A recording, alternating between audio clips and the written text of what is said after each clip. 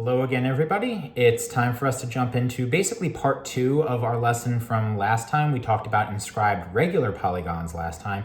Today we're going to talk about inscribed, mostly triangles in fact. So we're going to be talking just about triangles that we have inside of our circles, how we can use those triangles to find out information about the circles, area of a shaded region problems, all sorts of things like that. So let's just jump right in. We're going to be jumping around a little bit, but we're going to start off with question number 38.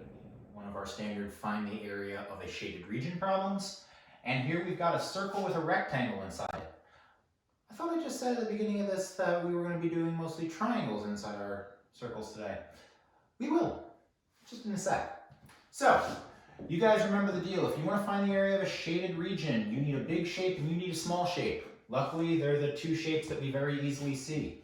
I've got the area of a circle as my big shape, I've got the area of a rectangle as my small shape, and one of those formulas is very, very easy for us. Area of a rectangle is base times height.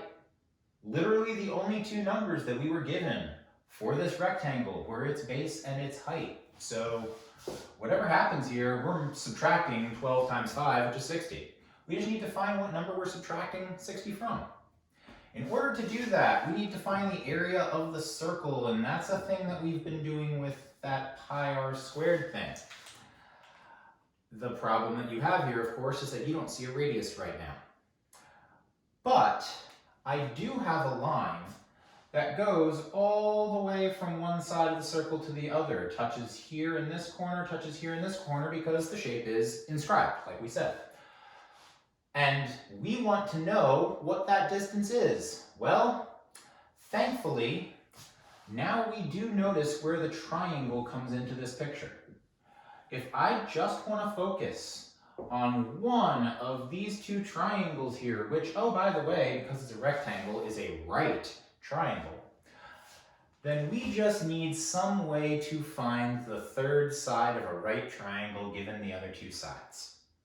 No, I'm not going to say use inverse trig, find one of these angles, and then use trig to find this again. That's silly. Let's do something much simpler. Our good old friend Pythagoras made this theorem for us way back when, saying, hey, if you take the two legs of your right triangle and you square their lengths and you add them together, you get the square of the third side, the longest side, the hypotenuse. So we'll do 25 plus 144 is equal to c squared. We get 169 is equal to c squared. Guys, you know that this line is not 169 units if that's 5 and that's 12. Please remember what you have to do at the end of this. You are finding c, not c squared. You need to get rid of that square. Unsquare it, for those of you who love to say it that way. And we're going to find that our c value is 13. This diameter of our circle is 13 units. What does that mean for our radius? We just cut that in half.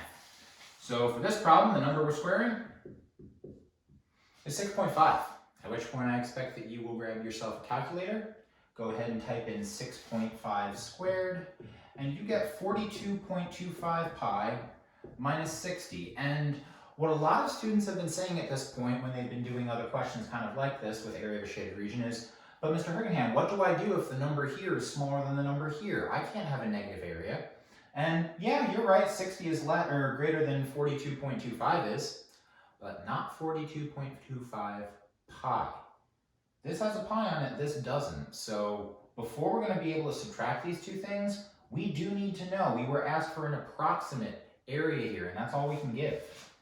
So we take our calculator again, 42.25 times pi, and we get 132.73. That's the number we're going to subtract 60 from, which makes the area of our shaded region, all of those red regions combined, is 72.73. We were not given units as part of this problem, not specific ones anyway, so we use units squared. Moving on from that question, I'd now like us to take a look at numbers 39 and 40. I've got both of them on the board right now because in each of these questions, we're actually asked for the same thing. we're asked for the area of the circle, the circumference of the circle, the area of the triangle, the perimeter of the triangle. But in both cases, we are asked to leave our units as exact units, which means we're not going to be able to use trigonometry to find these other sides. If we had to do Pythagorean theorem, we wouldn't be able to have any decimals anywhere. I can't convert, for example, 16 radical 3 into a decimal. I've got to deal with it. So how are we supposed to get around that? Well, in each of these problems, you are given two angles inside this triangle. In number 39, those two angles are a 90-degree angle and a 30-degree angle. I think you guys know what that leaves, right? And so I guess if I wanted to name these angles in increasing order, it would be called a 30, 60, 90 triangle. Oh yeah, they're coming back. And I think you can notice here as well, if you've got a 45-degree angle there, you've got a 45-degree angle there. 45, 45, 90 triangles also making a comeback. I know everyone's so excited. Let's just try to remember what those rules are. Remember, for each of these triangles, there was really only one number you needed to remember. One of them is radical 3, one of them is radical 2. Luckily, in this problem, the side that we are expecting to have a radical in it does. Here is your long leg. 16 radical 3 is the side opposite our 60-degree angle. We've always said, if you're solving these things, your goal is to first find the shortest side of this triangle. The side opposite the 30-degree angle in this case. Well, if you're ever going from one of these lengths in a special right triangle from something that is longer to something that is shorter, we know we've got to divide. And as it turns out, if we remember our rules okay, we divide by radical 3. That's going to mean great news for the length of this line right here. All it does is cancel out the radical 3 there. We've got 16. Awesome. Now we just need to find this line right here. You guys remember how to do that? Going from the short leg to the hypotenuse. This is the easy one. This is the one that doesn't involve a radical. We double it. We multiply it by 2. We find what this is. Turns out our diameter here, this entire line, is 32 units. And if we've got a diameter of 32, then we just need to make sure we cut that in half to find a radius of 16. So now we've got everything we need, both for the triangle and for the circle. It's time for us to actually start plugging in and seeing what these things are. The question first asks, for the area and the circumference of the circle, luckily, those are going to be the ones that don't require a heck of a lot of work from us. Area of a circle is pi times the radius squared. Your radius is 16, so square it. 16 times 16 gives you 256 pi square units. Good, great. Next up, circumference of the circle is 2 pi r, also known as pi times the diameter, which we can read directly off this circle right now as 32 pi. Units, again, please remember, circumference is a length. We don't square those units. We leave them as what they are. Cool, we've got the entire circle. Now we just need to figure stuff out for this triangle. And the hardest part of this problem for many people is going to be finding its area. Because we're so used to saying, I need to do 1/2 base times height. Well, great, here's my base. That means, oh shoot, I need to go in and find the height of this dotted line here. No, you don't. Guys, in a triangle, the base and the height of that triangle always have to meet at a right angle. That's why we've been drawing lines like that when we needed to. We don't need to do that if our triangle already has a right angle in it. If our triangle has a right angle, say hello to your height, say hello to your base in whatever order you want. You already know that the two sides that touch this thing are the two things you'll need. So we're going to do 1/2 times the base times the height. And again, it does not matter what order you put those numbers in. We're still going to take 1/2 of 16, which is 8. We're still going to multiply that by 16, which is 128. And as it turns out, our area for this triangle is 128 radical 3 units squared. We did say we're leaving our answers as exact. So, just like we did back in Unit 5, if you end up with a radical as part of your answer, leave it there. You have to.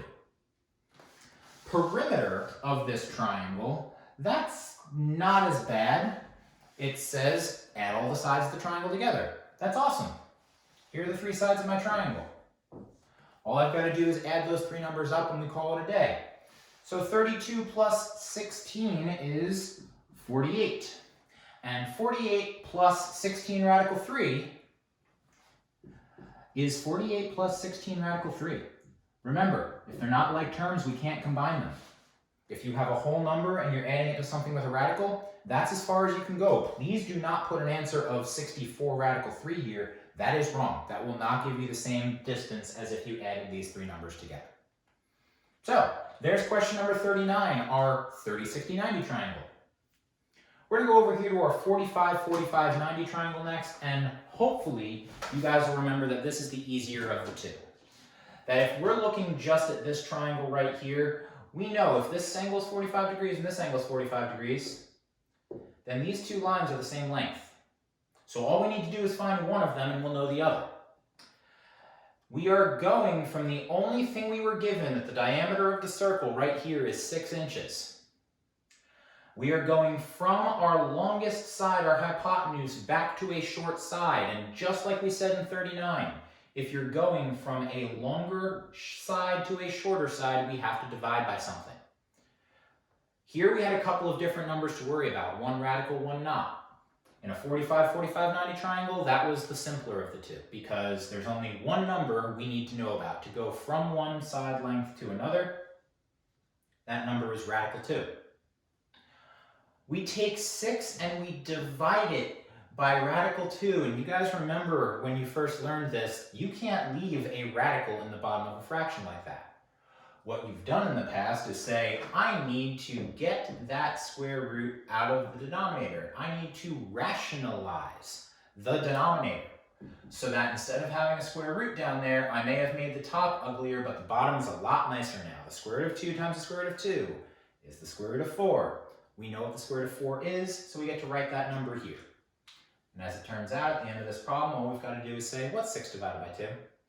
Some of you guys have already sort of come up with that shortcut for yourselves of, hey, if I'm going from the hypotenuse to a short leg, I divide by radical 2 and this doesn't have a radical in it. I cut that number in half and I tag a radical 2 on the end. Cool. We just got done saying that these two side lengths had to be the same. So here's another 3 radical 2 chilling over here. And in this problem, we are again asked to find those same 4 things that we just did in question number 39.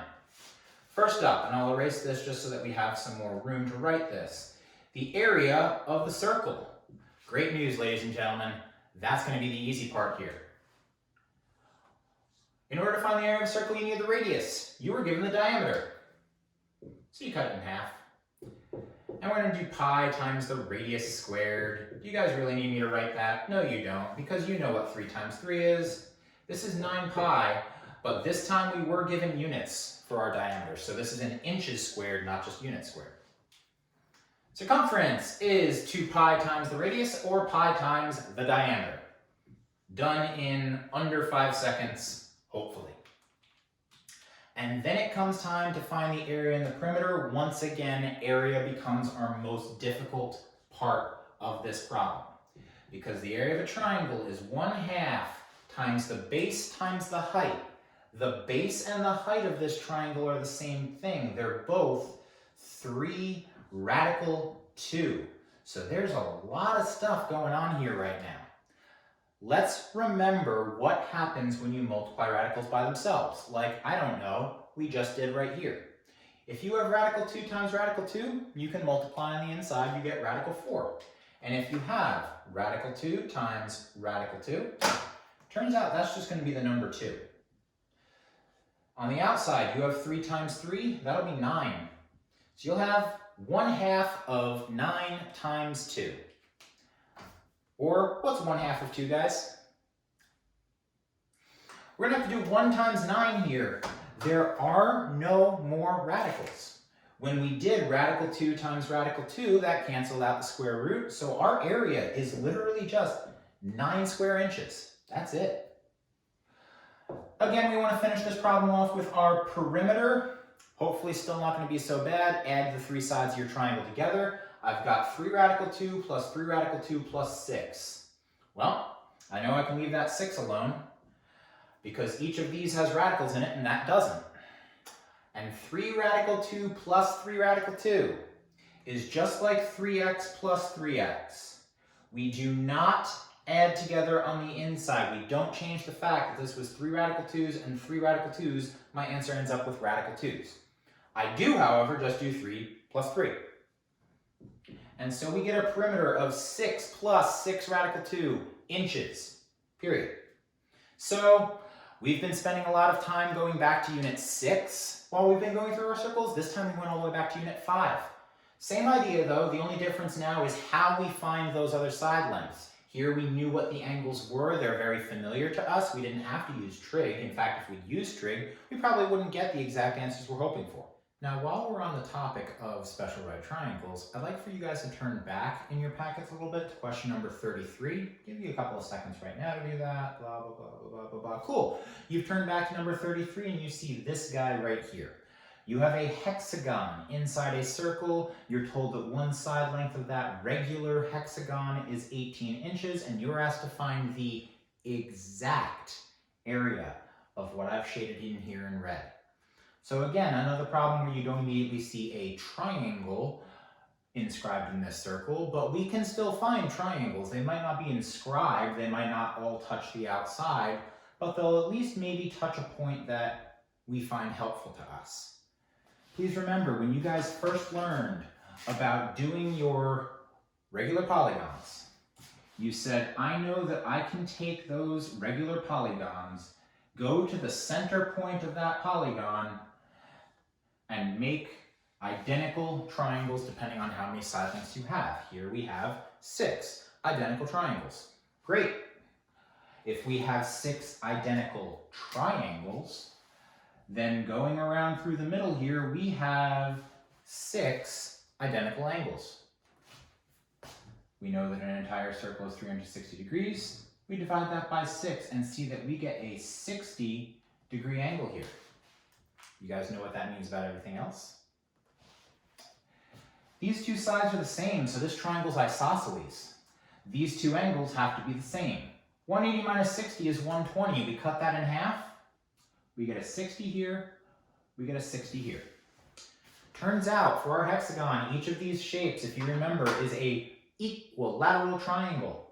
And we need to use that equilateral triangle to find what we need in here for the area. So, if we were to just focus on one of them, and I'll do the one that you guys are most used to using, the one where your base is actually at the bottom here. Again, every side length of this hexagon was 18 inches.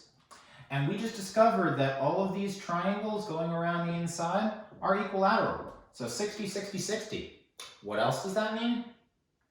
18, 18, 18. Turns out we know that these sides are all 18 inches as well. That'll be helpful, especially when we realize what one of those lines is. It's your radius. But we're still going to need to find the area of this triangle. And to do that, we do what we've always done.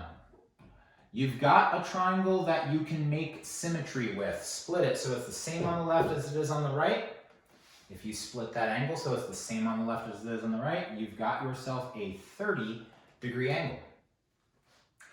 And so, we don't care about the entire triangle right now.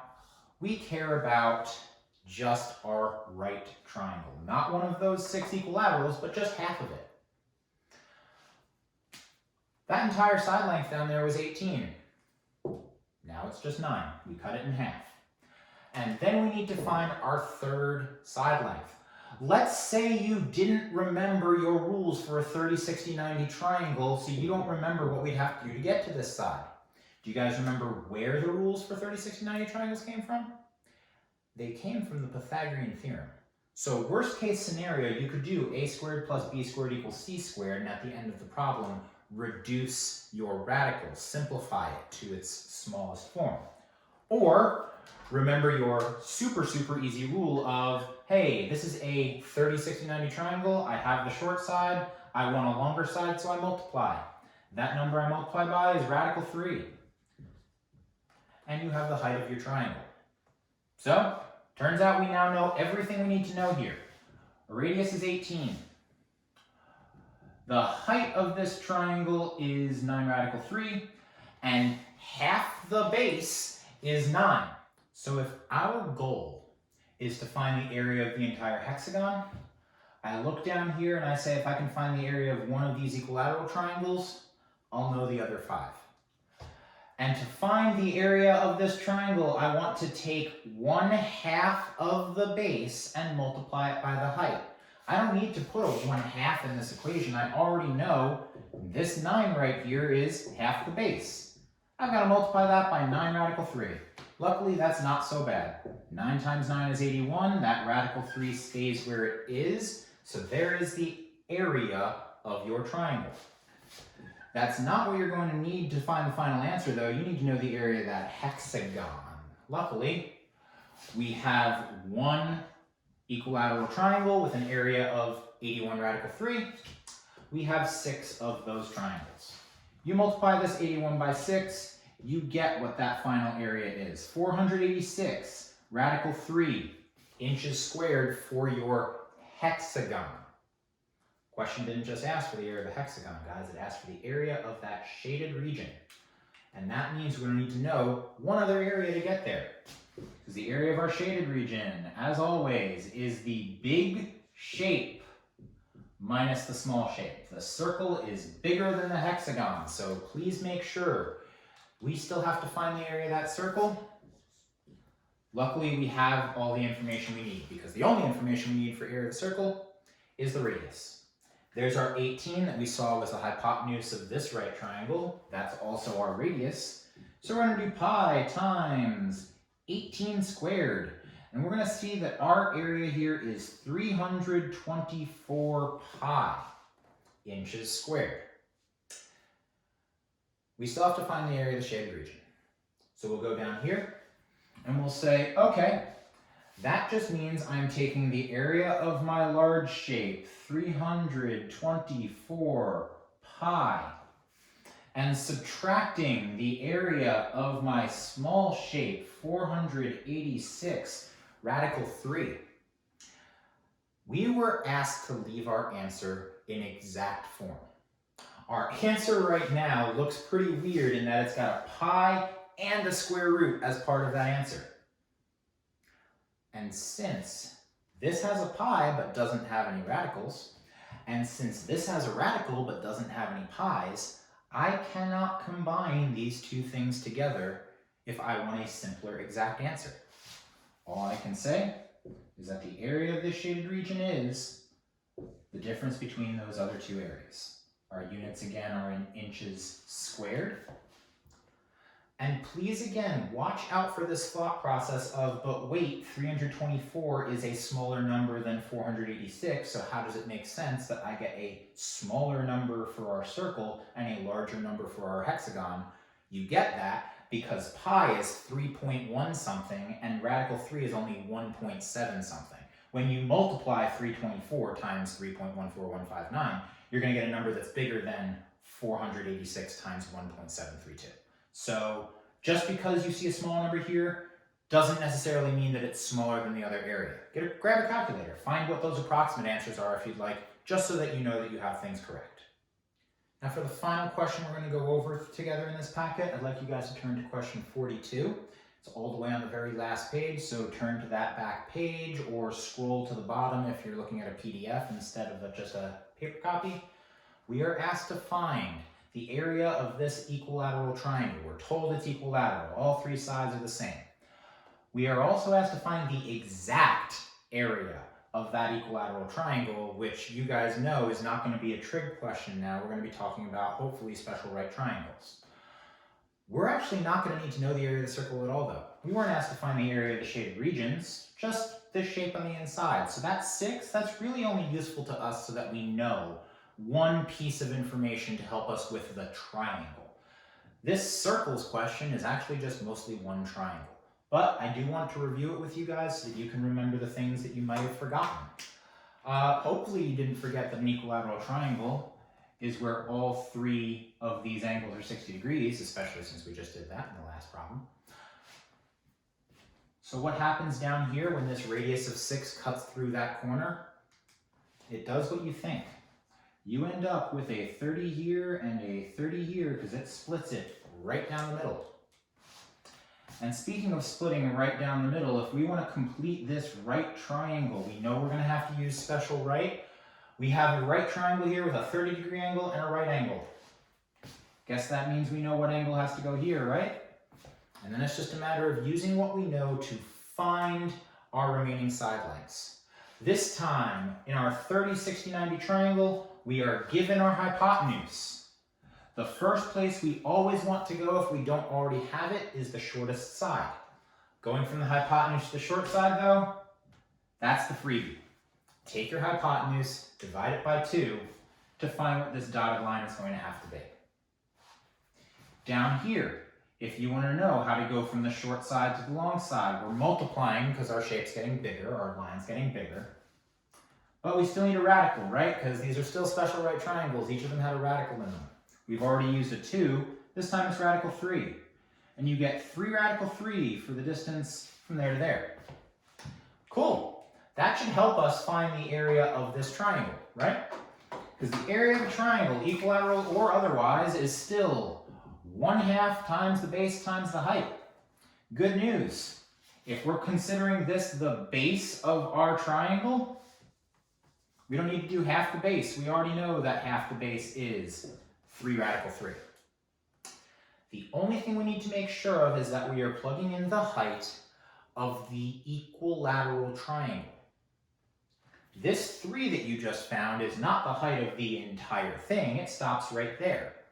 If you want the height of the entire thing, you're going to need to know the distance from the top of that triangle to this point here in the center. This is where it actually helps to have a circle going around the outside of our shape, because I am looking for this line that goes from the outside of the circle to the dead center. We call that a radius. Turns out it's the same number that we have here. So that means that black portion of the line is 6, this dotted portion of the line is 3. I think you guys can add those up to find the total height of this triangle as 9. Our last possible thing here is I'm going to multiply what I can, a 9 times 3 on the outside, and leave the radical alone because there was no radical in here to multiply by. We weren't given units, so we make sure that we say that our answer is in units squared. If you wanted to go and find the area of a shaded region here, you'd be halfway done with the problem pretty much. You just need to take the area of your circle, subtract it. 36 pi minus 27 radical 3 to give you your final answer for that. If you guys would like to challenge yourselves and go back and try some questions in this packet that we skipped, that we didn't go through on any of these video lessons, I would definitely suggest numbers 41 and 43 on that back page that we didn't get to, as well as question number 13 way back when. Each of those 3 problems involves using trigonometry in some sort of right triangle to find out information about your circle. So it's a very good review of the things that you had done so far. Now, there's no homework for this lesson that we just had today. However, first of all, I'll be sending out notes for this entire packet this weekend, so any homework from this circles unit, any of the other 4 homeworks from the 4 previous lessons, need to be submitted by this weekend, let's say Saturday at 5, or they're going to be input as zeros, or rather, I will be deducting from your marking period 3 homework grade for each one you've missed. In addition to that, some of you still haven't submitted the project for the angles of elevation or the NJSLA review. That was the big packet of different units and stuff. Guys, those are assessment grades. They're not just homework grades. Your project is worth 16 points. The NJSLA packet is worth 10. If those aren't submitted, the grades that you see now will suffer because of them. So please, I beg of you, if you have not submitted those yet, get on that in the next couple of days. It is crucially important that you have those submitted ASAP. So that wraps up our lesson for today. It also wraps up our circles packet, that 14-page monster. We are done with new notes from that. I will be giving you guys a new PDF for next week with basically problems from all 5 of these lessons as a review, so that by the end of next week, we can finally start doing an assessment on our circles. That assessment will likely take place on Khan Academy, so again, very important that you guys check and make sure that your logins work or that you can sign up for the class. If you guys have questions or anything, again, you've got an assessment coming up. I highly, highly encourage you to show up for the virtual office hours. I'm here every weekday, 1:30 to 2:30. I can show up early or I can stay late depending on what you may need. Just email me in advance. So congrats, guys. You're done with this packet, but there's still a lot to do.